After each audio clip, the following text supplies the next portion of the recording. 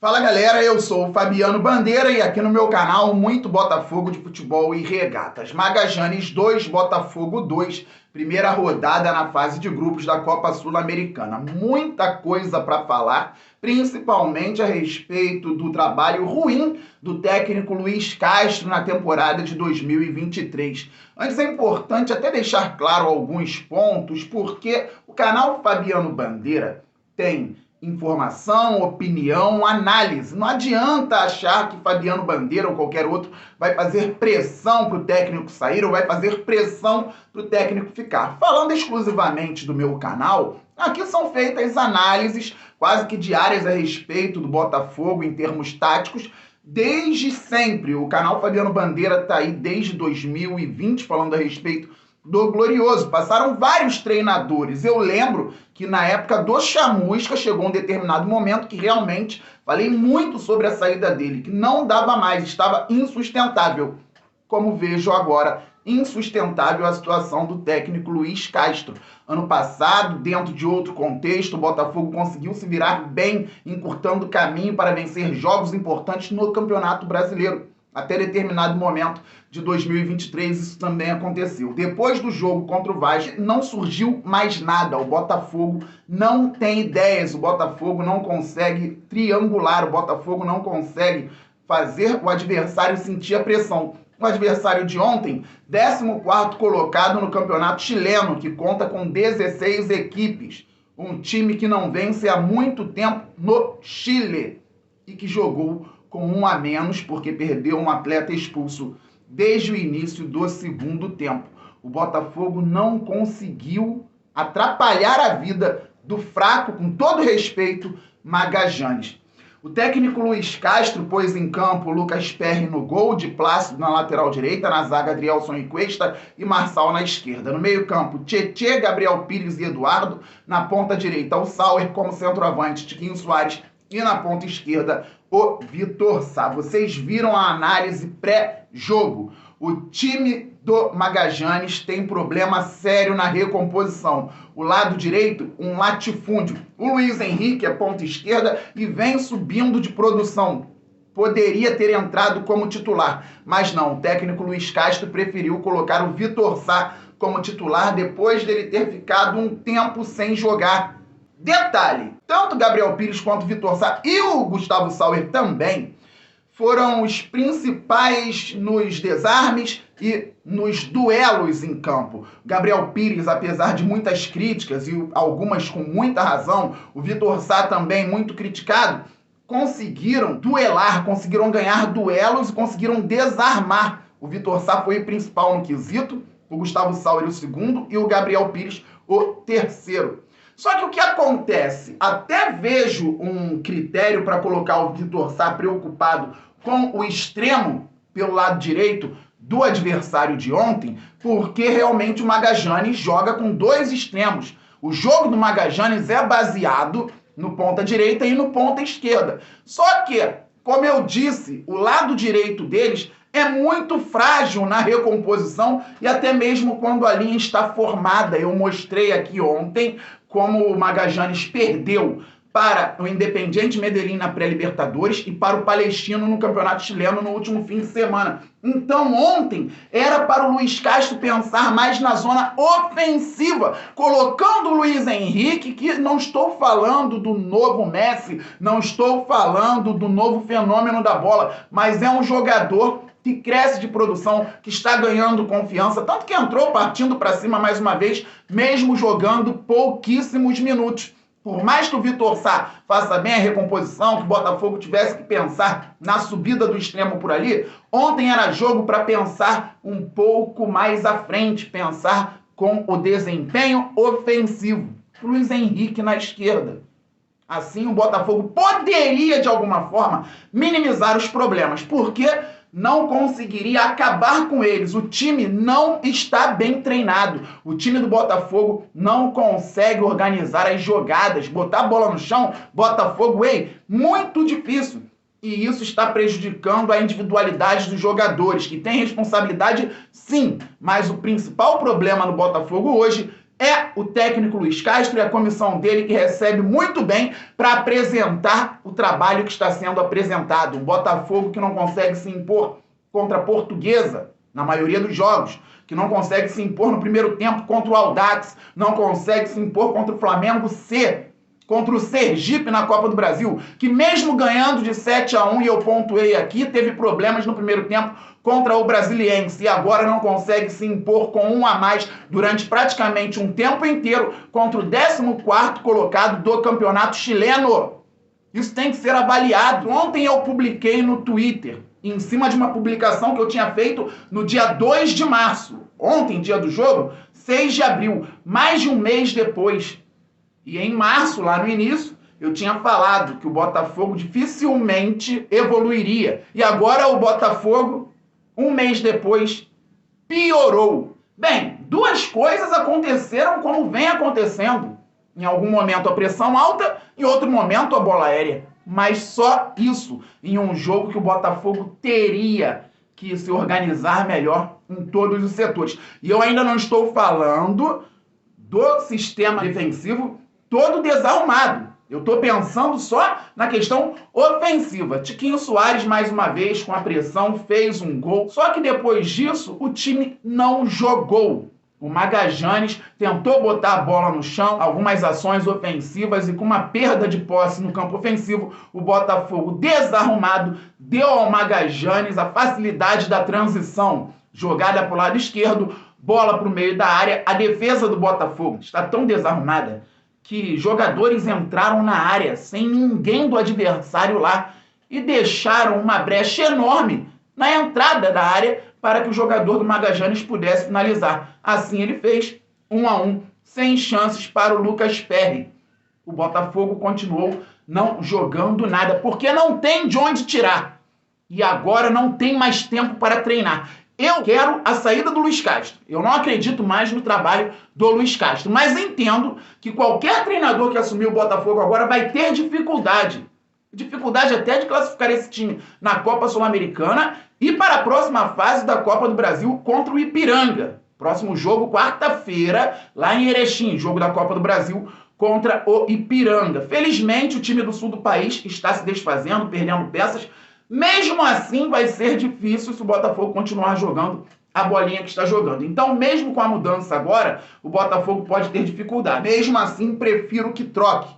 E domingo tem jogo. Botafogo e Audax em Volta Redonda, segundo da final da Taça Rio. Veio o segundo tempo. O Botafogo não mudou. O jogador do Magajanes, Inocente, entrou de forma muito forte no Eduardo e foi expulso. O Botafogo poderia apresentar alguma coisa diferente. Jogando contra 10, empatando em 1-1, poderia fazer mais um gol e abrir brechas na defesa adversária. Logo depois, teve sim uma boa jogada, um bolão para o Tiquinho Soares, que deu um bolão para o Gabriel Pires. Poderia ter cavado, feito 2-1, chutou em cima do goleiro. O Botafogo criou mais uma boa jogada também, com o próprio Tiquinho deixando a bola depois de passe do Sauer para o Gabriel finalizar. Ele finalizou com a direita, o goleiro tirou no escanteio, cruzamento, Gabriel Pires deu assistência de peito, o Eduardo fez 2-1. Então o Botafogo fez 2 gols. Um com a pressão alta, que acontece, legal. O outro com a bola aérea, que também acontece, legal. E eu falei aqui antes do jogo que o Magajanes tem dificuldade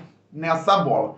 Era hora de ter tranquilidade, de aproximar, trazer o adversário para o nosso campo e fazer as transições. O Botafogo poderia ter metido 3-1, 4-1, só que é um time que não tem ideia de contexto coletivo. Vocês acham que a culpa do segundo gol foi só do Tietê? É claro que ele tem culpa, é um jogador profissional, não pode dominar a bola na região que ele joga, com a experiência que ele tem, virar sem olhar e dar um passe fraco de canhota.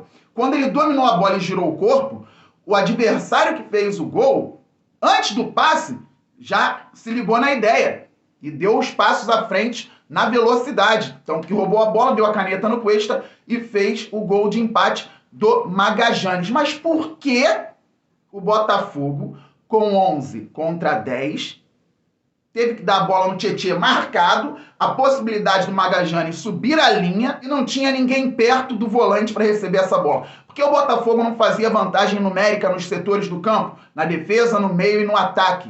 Não tem ideia. O Tietê errou sim, mas falta linha de passe. O Gabriel Pires muito criticado porque aparece toda hora, erra muito sim, precisa melhorar isso. Mas quando ele saiu do campo, a bola foi no Tietê e estourou por ali mesmo. O Cuesta, que não fez boa partida ontem e não tinha feito bom primeiro tempo contra o Audax, ficou vendido, foi driblado 2-2. Então nós estamos falando de dois jogadores que eu gosto muito, Tietê e Vitor Cuesta. Assim como eles, outros tantos jogaram abaixo da crítica. O problema é só individual. O Lucas Perry no gol fez o que pôde. O Di Plácido está sofrendo pelo lado dele, assim como sofreram Rafael, Daniel Borges, Saravia, que está jogando a Libertadores pelo Atlético Mineiro. Toda hora o Botafogo sofre com bola descoberta pelo lado direito. É só o lateral o problema? Adrielson e Cuesta, dois zagueiraços que já jogaram muito com a camisa do Botafogo. Em um jogo, o Adrielson vai abaixo, no outro jogo, o Cuesta vai abaixo. Vocês acham que o problema é só o Cuesta, é só o Adrielson, é só a dupla? O Marçal melhora um pouco, oscila. Melhora um pouco, piora. Oscila. No meio-campo, você não tem o Lucas Fernandes que tinha no passado, você tem o Gabriel Pires errando bastante, você tem o Tietê errando bastante. Nas últimas partidas ele já havia errado um pouquinho, mas agora ele deu a bola para o gol do adversário.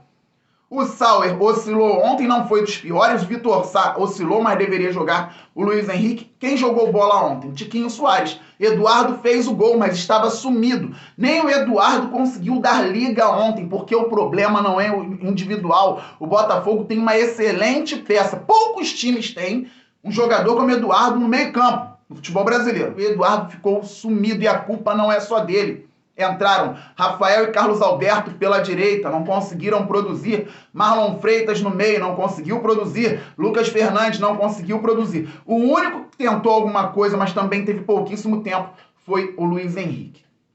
Um jogo tenebroso por parte do Botafogo.